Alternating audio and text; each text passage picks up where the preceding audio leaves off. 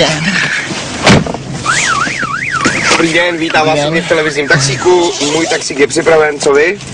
No, určitě, já bych potřeboval na Petrský náměstí. Jedem na to?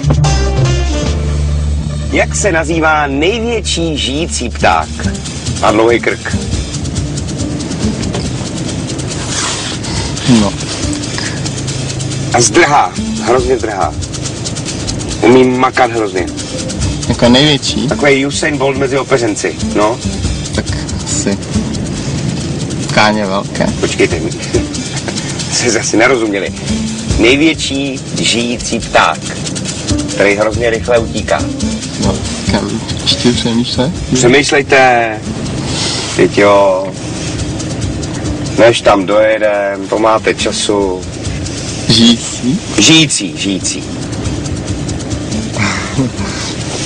No. Nemyslím ani Fénixe, ani noha.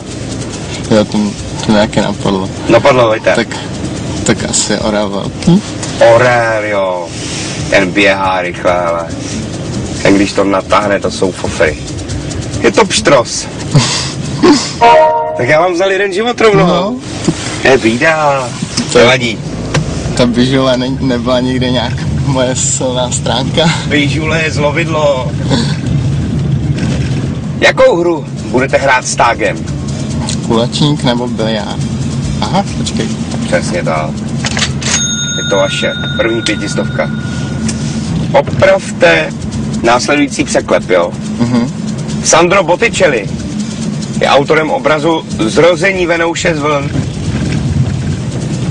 Jako ten název toho obrazu, toho díla. Sandro Botticelli je správně.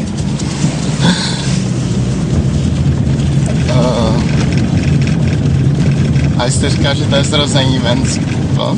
Koho? Co jste říkal? Zrození Venci, jo? Ne.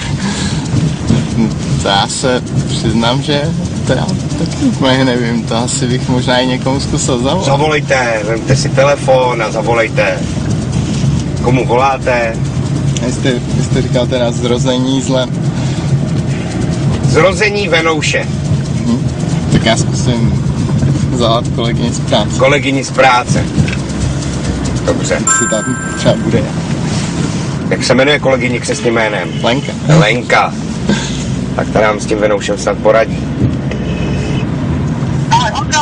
No ahoj Léně, prosím tě, já jsem se tady dostal do soutěžního taxíku a potřeba bych poradit s jednou otázkou. Jedná se o obraz Sandra Botticelliho a on prej namaloval obraz, který se jmenuje něco ve stylu Zrození zle.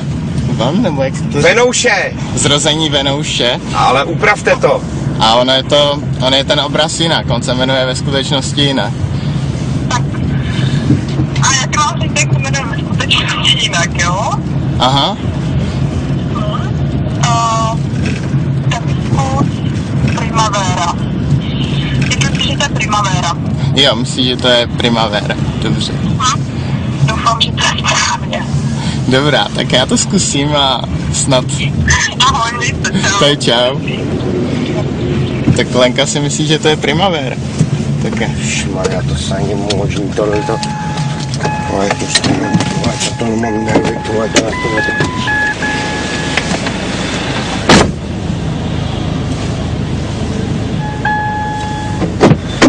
Dobrý, tak.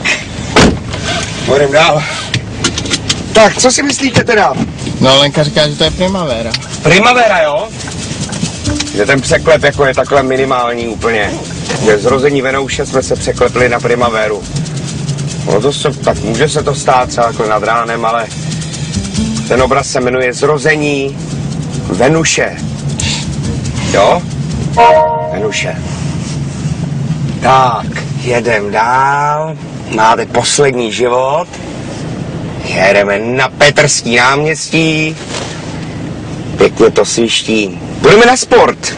Název kterého olympijského sportu má přívlastek moderní? Třeba šerm? Moderní šerm. Tak. A ten. Já mám jenom jedny nervy. Děkuju moc krát, mějte se moc hezky, pozdravujte Lenku a nashledanou. Nashledanou. Díky, perfektně. Nashledanou, mějte se krásně. taky. No, tak to je všechno. Mějte se hezky zase v taxíku na viděnou. Správná odpověď, moderní pětiboj nebo gymnastika.